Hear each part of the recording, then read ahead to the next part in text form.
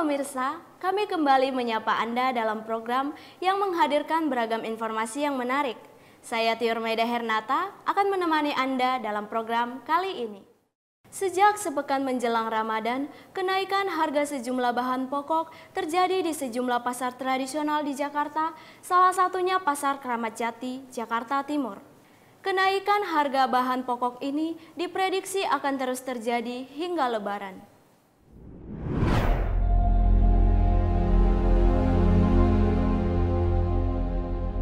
Sepekan menjelang Ramadan, kenaikan harga sejumlah bahan pokok terjadi di Pasar Kramat Jati, Jakarta Timur. Badan Pangan Nasional resmi menaikkan harga eceran tertinggi pada sembako seperti beras. Di Pasar Kramat Jati, beras medium dibanderol dengan harga Rp10.600 per kilogram dari yang sebelumnya Rp9.000 per kilogram. Untuk beras premium dibanderol dengan harga Rp15.000 per kilogram dari harga sebelumnya Rp14.000 per kilogram. Hampir 50% sih Bang. 50% ya? Iya. Harga sebelumnya berapa Bang? Misalkan? Harga sebelumnya biasanya sekitaran 11-an, sekarang mau 16, 15 gitu. Ya kalau itu sih Bang, kalau nggak salah di Solo banjir Bang. Oh di Solo banjir? Ya penyebabnya itu kenaikannya. Biasanya kalau mau akhir tahun tuh berasnya pernah naik. Paling ntar awal-awal tahun ntar kayak bulan-bulan 11 itu turun lagi. Nggak tentu sih Bang kalau beras Bang. Nggak nentu ya? Nggak tentu, udah naik turun. Tidak hanya beras, cabai rawit pun mengalami kenaikan harga yang cukup signifikan selama sepekan menjelang Ramadan. Di Pasar Kramat Jati, harga cabai rawit sudah mencapai Rp90.000 per kilogram dari harga sebelumnya Rp60.000 per kilogram. Sedangkan untuk harga cabai keriting mencapai Rp50.000 per kilogram. Melihat kenaikan harga cabai ini, pedagang memprediksi kenaikan harga cabai akan terus meningkat hingga ke level harga Rp100.000 per kilogram. Tinggi itu dari sana belinya dari 85, 80 belinya tuh. Oh modalnya? Modalnya jualnya ya seperempat ya paling ya 2-3 ya berarti ininya ya orang musim panen sama gitu. Oh iya. Ya orang musim panen, panennya sedikit. Panennya sedikit ya? Ya mahal gitu. Sementara untuk harga telur sudah mengalami kenaikan dari 14 Maret 2023. Kini harga telur telah mencapai Rp28.000 per kilogram dan diprediksi kenaikan harga telur ini akan menyentuh Rp30.000 per kilogram. Kenaikan harga telur diakibatkan oleh meningkatnya permintaan telur di pasaran. Kalau dibilang sih 5.000, tapi cuman itu terus 1.000 dulu. Oh ya. Bertahap gitu ya? 1.000. Iya. Oh. Sementara itu, pembeli tidak kaget lagi dengan kenaikan harga pangan di pasaran. Mereka mengaku siap menghadapi kondisi tersebut karena sudah menjadi hal yang biasa menjelang Ramadan. Kalau saya sendiri nih sebagai masyarakat, kenaikan harga tuh udah biasa ya, karena apalagi mau Ramadan atau misalkan mau Natalan, mau Tahun Baru, itu udah hal yang biasa banget. Tapi kalau misalkan harganya naik masih standar kayak sekarang ya aman-aman aja. Tapi kalau udah lebih dari itu jadi cukup pertanyaan juga buat kita masyarakat ya.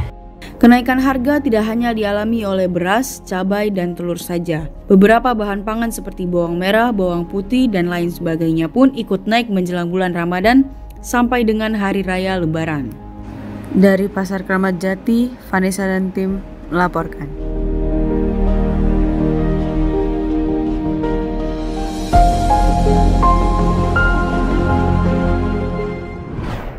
Pasar Baru Jakarta menjadi salah satu pasar tertua yang masih eksis sampai kini.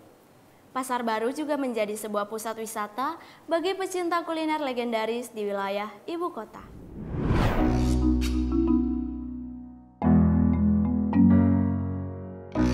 Hai guys, balik lagi sama aku Yohanes Kenan dan rekan aku Santa Jamal Galgani. Nah di kali ini di segmen Pesona Nusantara kita akan mereview makanan-makanan khas yang ada di Pasar Baru. Yang dari apa aja sih Santa? Nah, yang baru-baru gue dengar ini ada ini loh kayak donat-donat legend dari Belanda. Oh itu namanya? Ada banget di sini pepper jazz. Pepper jazz sama takoyaki sama ya. Takoyakinya itu enak banget kata review-reviewnya sih. Jadi gue penasaran banget. Sama gue juga penasaran banget dan tentunya gue juga pengen banget makan bakmi legend banget nih, bakmi Gang Kelinci. Tahu nggak? Gue pernah denger tahu itu seriusan ada di Pasar Baru. Ada, itu tempatnya ada di Pasar Baru, di Gang Kelinci, ya. Jalan Gang Kelinci. Pas banget kita lagi di Pasar Baru. Jadi nanti kita akan mencoba itu. Iya. Jadi ikutin terus ya segmen kita kali ini. Tetap di Pesona Nusantara. Dah. Berdiri sejak tahun 1820, pasar baru yang berlokasi di Jakarta Pusat menjadi salah satu pasar tertua yang masih eksis sampai kini. Hai guys. Jadi kali ini kita akan mereview salah satu makanan otentik yang ada di pasar baru, yaitu namanya apa nih, San? Potato donuts. BTW lu tau gak sih Poverjes itu apa?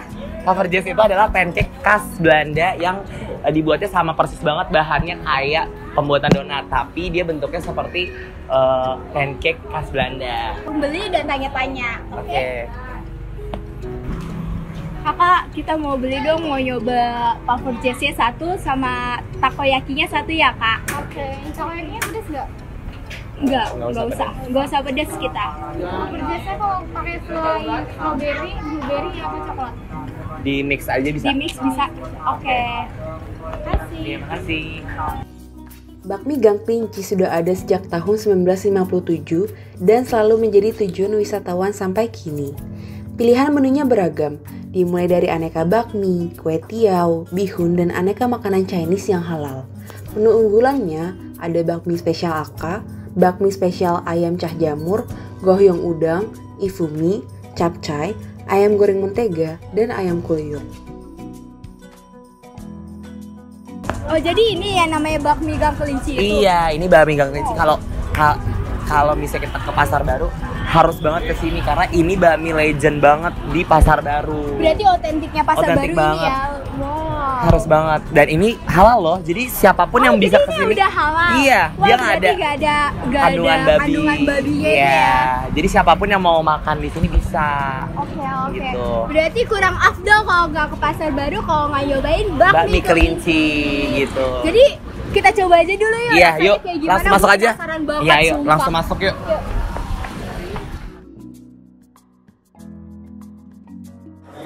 Wow. Nah, jadi ini yang namanya bakmi Gang Kelinci. iya bakmi Gang Kelinci. Tadi nih gue mesen bakmi pangsitnya. Wow. Lu mesen apa? Tadi gue mesen yang mini sih karena terlalu kenyang banget tadi. Cuman kelihatan enak banget ini, oh my god. Sama gue jadi juga. lapar mata. Iya, gue Ini juga ada- ngeliat nasi goreng seafoodnya enak banget, Cok. Jadi gue mesen nasi goreng seafood khas Gang Kelinci nih. Cobain Oh yuk. my god, kita cobain ya guys. Oke, kita cobain dulu ya. Oke, ini super lengkap banget loh. Oh iya bener, ada jamurnya, ada ayamnya, ada sayurnya. Iya, nih. Wow. Gue cobain ya. Coba mau nyobain. Ini tekstur mie-nya yang gue suka banget sih. Cuman harus gue rasain dulu. Chewy banget ya. Enak banget tuh. Gue jadi pengen nyoba bakmi gue juga deh. Gila. Enak banget. Tekstur mie-nya tuh chewy banget. Ini yang tekstur mie yang paling gue suka. Gila. Nggak nyesel gue Coba nyoba pakai makan di kuahnya, sini. pakai kuahnya dong. Gue pengen nyoba pakai kuahnya ya. Ya gue pakai bakmi pangsit kan, jadi gue pakai kuahnya. Wah, gila, kenyang banget ya. Kenyang banget, nggak bohong. Para porsinya masanya juga banyak banget nih, Tas. Porsinya banyak banget. Tadi walaupun kita totalnya berapa ya? Kita bertiga. Kita mesen Tiga kan tadi? Terus nasi goreng 1. Terima kasih pemirsa udah mengikuti kita. So next, stay tune ya buat nanti ke depannya. Kuliner mana lagi? Tunggu. Bye. Jakarta memiliki banyak tempat kulineran yang memiliki cita rasa yang khas. Salah satunya kedai makan Dapur Lapar yang berlokasi di Lebak Bulus, Jakarta. Dan pada hari ini, tim Fooders akan mencicipi langsung menu yang memiliki tempat kuliner ini. Berikut liputannya.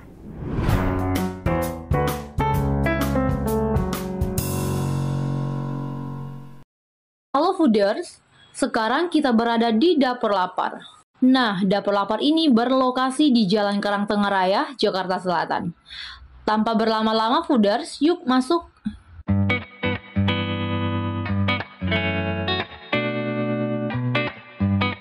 Nah, Fooders, beginilah suasana di dalam Dapur Lapar. Di bagian depan, ada gambar menu-menu yang ada di Dapur Lapar nih, Fooders. Dan ini buku menu lengkapnya nih Fooders. Wah, harganya terjangkau ya buat kantong mahasiswa dan pelajar. Hihihi.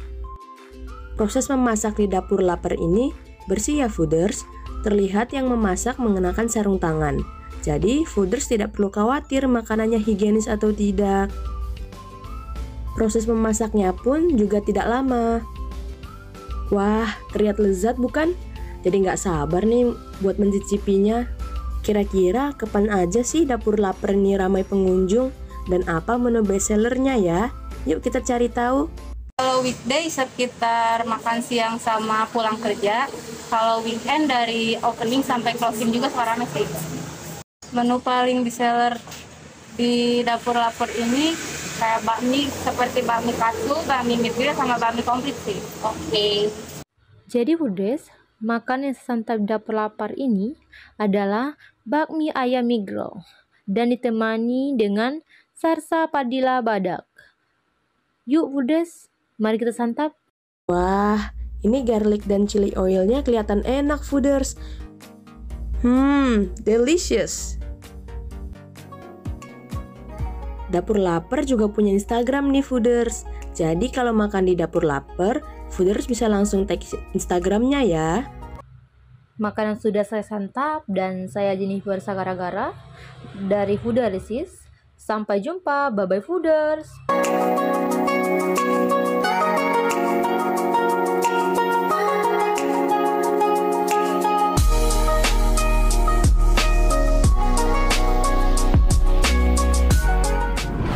Jeda, kami akan hadir kembali dengan pengadaan bus pink di Jakarta untuk menjaga rasa aman perempuan dalam menggunakan transportasi publik. Tetaplah bersama kami. Inilah kita Universitas Kristen Indonesia. Berdiri sejak tahun 1953, UKI menjadi salah satu universitas tertua dan terbaik di Indonesia yang telah menghasilkan generasi penerus bangsa. Kini UKI terus hadir untuk melahirkan generasi yang visioner dan mampu bersaing di era perkembangan teknologi yang semakin pesat. Untuk menghasilkan generasi tersebut, kami memiliki berbagai bidang pendidikan yang terbagi menjadi beberapa program studi pilihan. Program studi Doktor Hukum, program studi Doktor Pendidikan Agama Kristen, dan program Magister dengan pilihan program studi Magister Pendidikan, program studi Magister Hukum, program studi Magister Pendidikan Agama Kristen, program studi Magister Manajemen, program studi Magister Teknik Elektro, program studi Magister Arsitektur,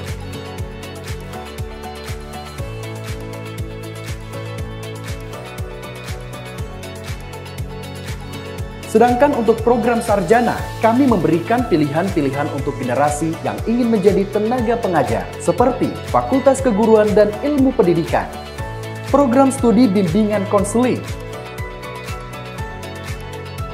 program studi Pendidikan Matematika, program studi Pendidikan Biologi, program studi Pendidikan Agama Kristen, program studi Pendidikan Fisika, program studi Pendidikan Kimia, Fakultas Sastra dan Bahasa, program studi Sastra Inggris, program studi Pendidikan Bahasa Inggris, program studi Pendidikan Bahasa Mandarin,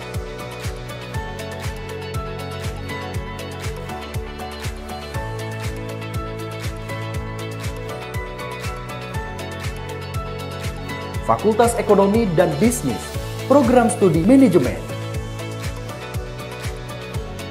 program studi Akuntansi. Fakultas Hukum mengembangkan generasi yang akan menuntut Indonesia dalam keadilan dengan pilihan. Program studi Hukum. Kesehatan masyarakat Indonesia adalah yang utama. Kami dengan Fakultas Kedokteran selalu mengembangkan ilmu kedokteran melalui program studi Pendidikan Kedokteran, Fakultas Teknik. Program studi Teknik Mesin.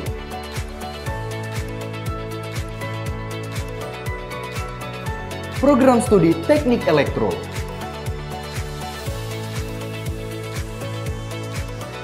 Program studi Teknik Sipil.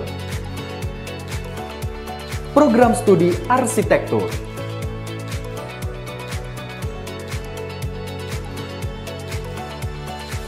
Fakultas Ilmu Sosial dan Ilmu Politik.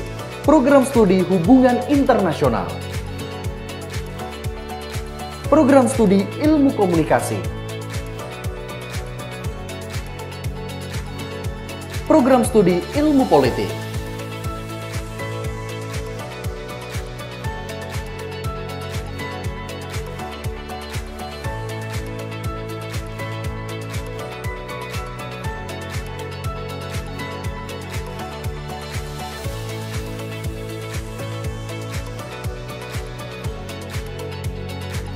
Kami mempersiapkan tenaga yang ahli dan siap terjun untuk masyarakat Indonesia dengan program diploma dan sarjana terapan Fakultas Vokasi, program sarjana terapan fisioterapi, program sarjana terapan analisis keuangan,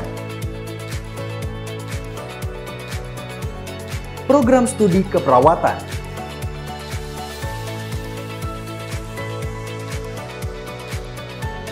program studi manajemen pajak,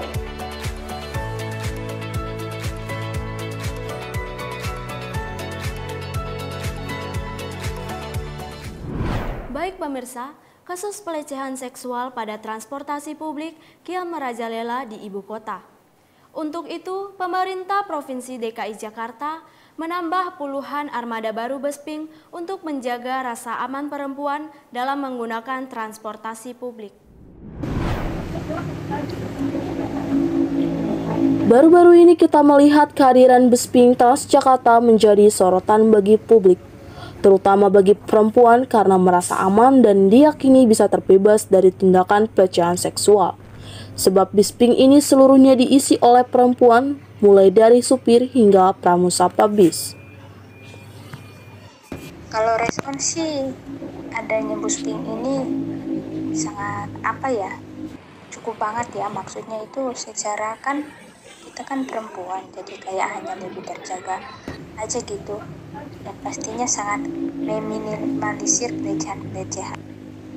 Pastinya sangat banyak ya, apalagi kita perempuan disediakan Besping itu, dan tidak banyak juga orang-orang yang menaiki Besping ini kecuali perempuan. Jadi menurut saya sendiri nyaman. Pemerintah pun semakin gencar untuk menambah armada Besping ini ke berbagai halte Transjakarta, salah satunya halte Cawang Uki. Di halte ini melayani rute Besping dari Pinang Ranti hingga ke Pluit. Angkutan umum itu kan dikhawatirkan sebagai penular pada saat itu ya, sehingga tidak didorong orang menggunakan angkutan umum. Nah, bis ini memang dikhususkan buat perempuan. Saya bilangnya perempuan ya, bukan wanita ya. Kalau bahasa perempuan katanya itu maknanya lebih tinggi daripada wanita. Sama anak-anak. Ya, karena nggak mungkin ibunya bawa anak cowok ditinggal, mesti dibawa sama ibunya. Keberadaan bis ini untuk di Jakarta, terutama apalagi sekarang banyak pelecehan terjadi, saya kira sangat membantu kan. Terutama saya pikir pada saat jam sibuk, itu harusnya bisa diperbanyak ya. Jadi mereka bisa memisahkan diri menggunakan bis warna pink ini. Transjakarta Pink atau biasa disebut Besping kembali beroperasi setelah sekian lamanya. Bus ini kembali hadir dengan kondisi yang masih sama dan dilengkapi dengan CCTV seperti bus Transjakarta lainnya. Penambahan bus ini pun semakin diperluas ke berbagai halte seperti Pulau Gadung Harmoni, Kalideres Pasar Baru, Ciledug Tendean, PGC Harmoni, dan yang terakhir adalah Pinang Ranti Pluit. Dari halte Cawang Uki, Ingrid dan tim melaporkan. Warga Bekasi, Jawa Barat antusias menyambut Hari Ulang Tahun Bekasi yang ke-28. Banyak acara yang disajikan dalam kegiatan ini, mulai dari job fair, Maulid Nabi, hingga konser Bekasi Fair. Banyak acara yang disajikan di HUT Kota Bekasi kali ini, mulai dari job fair, Maulid Nabi, dan juga konser Bekasi Fair, yang semuanya dilaksanakan di Stadion Patriot Candrabaga Kota Bekasi. Tidak hanya mengadakan konser dan lain sebagainya, pemerintah Kota Bekasi juga menyediakan dan membuka tempat untuk berjualan UMKM asli Kota Bekasi. Guna membangkitkan perekonomian warga Kota Bekasi untuk menjadi yang lebih baik, banyak UMKM yang ikut serta dalam kegiatan ini. Ramainya warga Kota Bekasi untuk menyaksikan berbagai acara yang disajikan oleh pemerintah Kota Bekasi. Tiket konser dibanderol dengan harga Rp75.000. Acara ini dimulai dari tanggal 17 Maret sampai 19 Maret 2023. Pengunjung bahagia dan merasa senang karena pertama kalinya konser HUT Kota Bekasi diadakan di dalam stadion kebanggaan Kota Bekasi, yaitu Stadion Patriot Candrabaga Kota Bekasi. Pengunjung juga menikmati konser tersebut dengan asik dan ikut bernyanyi bersama. Pengunjung juga berharap semoga HUT Kota Bekasi menjadikan Kota Bekasi yang maju dan insan dan menjadi yang lebih baik. Kita lagi ada di Bekasi Fair 2023. Halo Kak, kita berdua mau nanya-nanya nih tentang pendapat kalian mengenai diadakannya Bekasi Fair sebagai perayaan ulang tahun Bekasi yang ke-26. Gimana pendapat kalian? Menurut saya, acaranya udah berjalan lancar, tata letak luas bazarnya juga udah bagus, tapi ada beberapa hal yang bikin kita agak kecewa. Kekecewaan yang sedikit-sedikit itu karena kirain kita akan di depan panggung, tapi ternyata di tribun itu jauh banget, di luar ekspektasi. Pertanyaan selanjutnya, apa kalian bangga terhadap acara ini? Bangga, kita bangga. Pertanyaan ketiga, apakah acara yang diadakan di Bekasi Fair ini bisa menghibur kalian? Bisa, sangat menghibur. Ya, karena ada konser-konsernya juga kan, kayak Viera, Armada, Ungu, dan lagi Bintang Mambo, sama Juwita Bahar. Selanjutnya, pertanyaan terakhir nih Kak, apakah harapan kalian terhadap Kota Bekasi ke depannya? Semoga Kota Bekasi lebih maju, lebih sukses, tata letak kotanya ya lebih bagus, berkembang, ya pokoknya positif lah ya. Oke Kak, segitu aja. Makasih ya Kak. Dari Stadion Patriot Candrabaga Kota Bekasi, Iqbal dan tim melaporkan. Baiklah pemirsa, usai sudah kebersamaan kita dalam program ini. Saya Tiur Maida Hernata, mewakili seluruh kerabat kerja yang bertugas, mohon undur diri. Terima kasih atas perhatian dan kebersamaan Anda. Sampai jumpa. Hei kawan, berdirilah.